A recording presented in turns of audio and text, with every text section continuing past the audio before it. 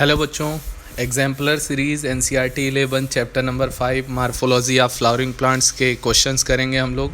आ जाइए फटाफट हम लोग एमसीक्यूज़ निपटाते हैं। आइए फर्स्ट क्वेश्चन पढ़ते हैं बच्चों। Rearrange the following zones as seen in the root in vertical section and choose the correct option.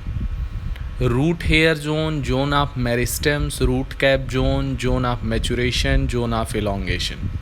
तो आपको वर्टिकल रूट का सेक्शन देखना है और आपको बताना है कि सबसे नीचे कौन सा जोन आपको नज़र आएगा। आप सब जानते हैं रूट कैप जोन सबसे नीचे नज़र आएगा। उसके जैसे ही आप ऊपर जाएंगे मेरिस्टेमेटिक जोन मतलब जोन ऑफ मेरिस्टेम नज़र आएगा बच्चों। और तीसरे नंबर पे जोन ऑफ इलोंगेशन नज़र आएगा बच्चों। और उसके ऊपर जब आप जाएंगे तो रूट हेयर्स जोन नज़र आएगा और उसका पूरा पार्ट मैचुरेशन जोन कहलाएगा। तो उसके बाद मैचुरेशन जोन, तो फर्स्ट आएगा आपका root cap zone, second meristematic zone, zone of meristem, third zone of elongation, fourth root hair zone और फिफ्थ आएगा जोन ऑफ मैचुरेशन। तो CBEAD ये आपको ध्यान रखना है बच्चों। एनसीईआरटी में हिसाब से याद भी रखना है, तो ये ज़रूर ध्यान रखें। फर्स्ट का सही ऑप्शन है ए। सेकंड क्वेश्चन पढ़ते हैं बच्चों। इन एन इन्फ्लोरेसेंस, क्या होता है inflorescence? Arrangement of the flowers on stem and its branches is called as the inflorescence. Cymose and racemose दो टाइप के होते हैं। Where flowers are borne laterally in an acropetal succession. अब acropetal किसे कहते हैं बच्चों? एक्रोपिटल में जो नया होगा, जो यंग होगा वो ऊपर होगा, जो ओल्ड होगा वो हमेशा बेस पे नीचे होगा। मतलब नया हमेशा ऊपर की तरफ और पुराना हमेशा नीचे की तरफ हो, तो इसे एक्रोपिटल सक्सेशन कहते हैं। The position of the youngest floral bud shall be. तो आप बताओ, आप जैसे एक प्लांट के पास खड़े हो जिसमें आप एक्रोपिटल सक्सेशन देख रहे हो फ्लावर के अरेंजमेंट का, तो जो सबसे यंगेस्ट होगा एक्रोपिटल में कहाँ होगा? वो सबसे ऊपर। तो आपसे कहाँ होगा? दूर होगा, और दूर का मतलब डिस्टल होगा। तो प्रॉक्सिमल गलत है, डिस्टल सही है। B part is the right answer. C intercalary बिल्कुल गलत, एनीवेयर बिल्कुल गलत। तो बेटा, और अगर यही बेसिपिटल होता तो जस्ट अपोजिट होता बच्चों। बेसिपिटल का मतलब नया फूल हमेशा नीचे बेस की तरफ और पुराना हमेशा ऊपर की तरफ। तो ये जस्ट अपोजिट हो जाता, जो कि साइमोज में होता है। बट यहाँ answer B part distal. Third part देखते हैं, third question. The mature seeds of plant such as gram and peas. आप जानते हैं इनके इंडोस्पर्म जो है खर्च हो जाते हैं, तो नॉन इंडोस्पर्मिक है ग्राम और पीज। और भी एग्जाम्पल हैं। पजेज नो इंडोस्पर्म, आगे वही बात बोली, बिकॉज। तो आप बताइए जो मेच्योर सीड हैं ग्राम और पीस के, चना और मटर के, उनमें नो इंडोस्पर्म होता है। क्यों? Because these plants are not angiosperm. नहीं भाई, एंजियोस्पर्म हैं। और ग्राम तो और पीस तो सब मोनोकॉट आपको पता ही है। तो there is no double fertilization in them. क्यों? एंजियोस्पर्म है, जरूर होगा। और endosperm is not formed in them, बिल्कुल फॉर्म्ड होगा। दो मेल गेमिड होंगे, एक जो है बनाएगा एक के साथ फ्यूज होकर जाइगोट, और दूसरा थी एन इंडोस्पर्म। डी पार्ट देखिए बच्चों। Endosperm gets used up by developing embryo during seed development. हाँ, सीड डेवलपमेंट के दौरान जब जाइगोट से एम्ब्रियो बनता है और एम्ब्रियो जब डेवलप होता है तो उसमें इंडोस्पर्म पूरी तरह से खर्च हो जाता है। इसलिए थर्ड क्वेश्चन का सही आंसर क्या होगा? D part. Question number fourth देखिए बच्चों। Roots develop from parts of plant other than radical. Mark करिए, other than radical are called. Direct आप बता सकते हैं। अगर रेडिकल से डायरेक्ट इलोंगेट होती है रूट तो टैप रूट बोलते हैं, जैसा कि मस्टर्ड में पाया जाता है, मोस्टली डाइकॉट में नज़र आता है बच्चों।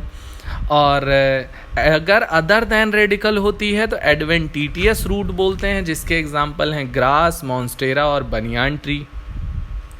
और अगर वही मोनोकॉट्स के अंदर देखा जाए जैसे व्हीट, जिसमें यहाँ पे फाइब्रस रूट, ग्रुप ऑफ एकदम फाइबर लाइक रूट्स नज़र आते हैं जिन्हें फाइब्रस रूट सिस्टम बोलते हैं, वो मोनोकॉट व्हीट में पाई जाती है। तो आप बताएं अदर देन रेडिकल होगी तो क्या होगा? Tap root, fibrous root, adventitious root, nodular root. Nodular root का मतलब ऐसी रूट जिनमें नोड्स या गांठें, नोड्यूल्स पाई जाती हैं, और नोड्यूलर रूट किसका मॉडिफिकेशन होती हैं? टैप रूट का। तो ये तो हो ही नहीं सकता है। आंसर क्या जाएगा? C part, adventitious roots. Fifth question देखिए, venation is a term used to describe the pattern of arrangement of floral organs, गलत है। फ्लावर इन इन्फ्लोरेसेंस, गलत है।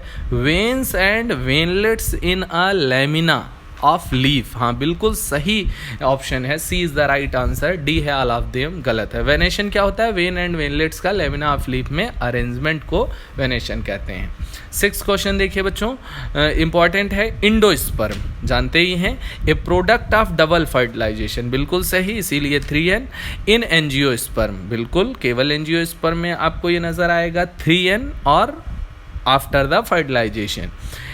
ये इंडोस्पर्म जो कि product of double fertilization in angiosperm is absent in the seeds of. तो आप बताओ इंडोस्पर्म अगर नहीं होगा तो इंडोस्पर्म नहीं होने पे नॉन इंडोस्पर्मिक सीड या क्या बोलेंगे? X albuminous seed. एग्जाम्पल आप नोट कर सकते हैं वहाँ पे बेटा, पी आएगा मटर, ग्राम चना, बीन आएगा, ग्राउंड नट आएंगे, जो कि मोस्टली सब डाइकॉट हैं, वो नॉन इंडोस्पर्मिक होते हैं। लेकिन एक्सेप्शनली बेटा एक मोनोकॉट ऐसा है जो कि नॉन इंडोस्पर्मिक होता है, वो है ऑर्किड। मोस्ट इंपॉर्टेंट, तो pea, gram, bean, groundnut, ये सब तो डाइकॉट हैं और मोस्टली डाइकॉट नॉन इंडोस्पर्मिक होते हैं, बट ऑर्किड मोनोकॉट होते हुए भी नॉन इंडोस्पर्मिक है। ओके, और एल्ब्यूमिनस या इंडोस्पर्मिक सीड का भी एग्जाम्पल लगे हाथ लिख लीजिए आप। जनरली मोनोकॉट्स होते हैं जिनको हम खाने में यूज़ करते हैं। व्हीट, मेज, बार्ले, कैस्टर, सनफ्लावर, कोकोनट, तो ये याद रखिएगा। तो दोनों के एग्जाम्पल मैंने बता दिया, आप नोट कर लीजिए। तो पहला ये ऑप्शन दे रहे हैं बच्चों 6th क्वेश्चन में, ग्राम, ऑर्किड, मेज, कैस्टर। तो आप जानते हैं ऑर्किड भी नॉन इंडोस्पर्मिक है और ग्राम भी नॉन इंडोस्पर्मिक है। ए और बी दोनों राइट आंसर हैं ए पुरानी एग्जाम्पलर में, जबकि नई एग्जाम्पलर में बच्चों ए ऑप्शन पे कोकोनट इन्होंने लिख दिया है, तो उसमें आंसर सिर्फ बी पार्ट ऑर्किड्स जाएगा, क्योंकि कोकोनट तो इंडोस्पर्मिक हो गया। बट अपनी एनसीईआरटी जो हम लोग कर रहे हैं, पुरानी एनसीईआरटी, उसमें जो है ए और बी पार्ट दोनों है। पुरानी नई में बहुत ज़्यादा अंतर नहीं है, केवल जो इसमें मिस्टेक्स हैं उनको उसमें सुधारा है, तो बहुत परेशान नहीं होना है। तो ऑप्शन नंबर ए और बी, इसमें ग्राम और ऑर्किड दोनों सही है। मैंने एग्जांपल दोनों को बता दिए, तो आप नोट कर लीजिए, कोई भी सवाल आ जाए दूसरे एग्जांपल से तो भी आप कर सकते हैं। 7th क्वेश्चन बच्चों, many pulses of daily use belong to one of the families below, tick the correct answer. आप बताएं दाल जो है वो किससे? चने की दाल, अरहर की दाल, मूंग की दाल, सोयाबीन, सेम, ये सब दालें किससे जो है बिलोंग करती हैं? फैमिली से। डायरेक्ट आप बता सकते हैं। सोलेनेसी से? नहीं, ये तो पोटैटो फैमिली है। फैबिएसी से? हाँ बिल्कुल सही है, पैप्लियोनेटी फैमिली फैबिएसी फैमिली से बिलोंग करती हैं पल्सेज। और लिलिएसी? नहीं, ये तो मोनोकॉट फैमिली है। पोएसी? ये भी नहीं है। तो 7th क्वेश्चन का सही पार्ट राइट आंसर है B part, Fabaceae. 8th question, the placenta is attached to the developing seed near the, तो टेस्टा, हाइलम, माइक्रोपाइल, चैलेजा। पहले तो देखिए टेस्टा होता क्या है? आउटर सीड कोट को टेस्टा कहते हैं, इनर को टैगमेन कहते हैं। हाइलम क्या है बच्चों? Body of ovule fuses with funicle region, मतलब ओव्यूल और फ्यूनिकल जहाँ फ्यूज़ होते हैं उस रीजन को हाइलम कहते हैं।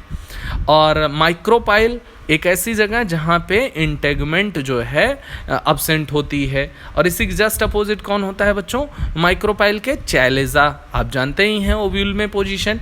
तो आप बताएं प्लेसेंटा जो है डेवलपिंग सीड से कहाँ अटैच होती है? तो आप बोलेंगे सीड का जो स्टॉक होगा वो होगा फ्यूनिकल, और जो ओव्यूल होगा वो अटैच कहाँ से होगा प्लेसेंटा में?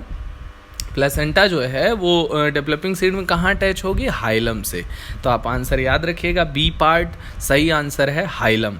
9th question, which of the following plants is use to extract the blue dye. तो आप ब्लू पे कंसंट्रेट ना करके डाई देखिए, डाई किससे हमें मिलता है। तो ट्राइफोलियम से नहीं, ट्राइफोलियम और सेसबानिया ये दोनों जानवरों के चारा हैं, फॉडर हैं फैबिएसी में। और बी पार्ट देखिए आप, इंडिगो फेरा, हाँ ये डाई फैबिएसी से मिलती है। ल्यूपिन, स्वीट पी ये सब क्या हैं, आर्नामेंटल्स हैं। कैसिया नहीं, ये तो आएगा ही नहीं। तो आंसर है बी पार्ट, इंडिगो फेरा, ये हमें डाई देता है जो फैबिएसी से बिलोंग करता है। तो नेक्स्ट क्वेश्चन आते हैं बच्चों, 10th question, match the followings and choose correct option. सबसे सरल सवाल होते हैं मैच द कॉलम, और ये बहुत आते भी हैं, तो इसलिए ध्यान रखें बच्चों। फर्स्ट है एल्यूरोन लेयर, जो कि लिख लीजिए इसको, प्रोटीन रिच होती है बहुत ज़्यादा एल्यूरोन लेयर, तो इसलिए न्यूट्रिशन के काम आती है। मैच करा दीजिए। पार्थिनोकार्पिक फ्रूट, मतलब ऐसे फ्रूट जो विदाउट फर्टिलाइजेशन बने, तो मैच करा दीजिए विदाउट फर्टिलाइजेशन। ओव्यूल बाद में फर्टिलाइजेशन के सीड में बदल जाता है। इंडोस्पर्म डबल फर्टिलाइजेशन से बनता है। तो ए का सेकंड, बी का फर्स्ट, सी का फोर्थ, डी का थर्ड। तो ऑप्शन बी पार्ट जो है वो सही आंसर होगा। तो बच्चों वीडियो कैसा लगा आपको ये कमेंट बॉक्स में ज़रूर बताएं। Okay, thank you, God bless you बच्चों।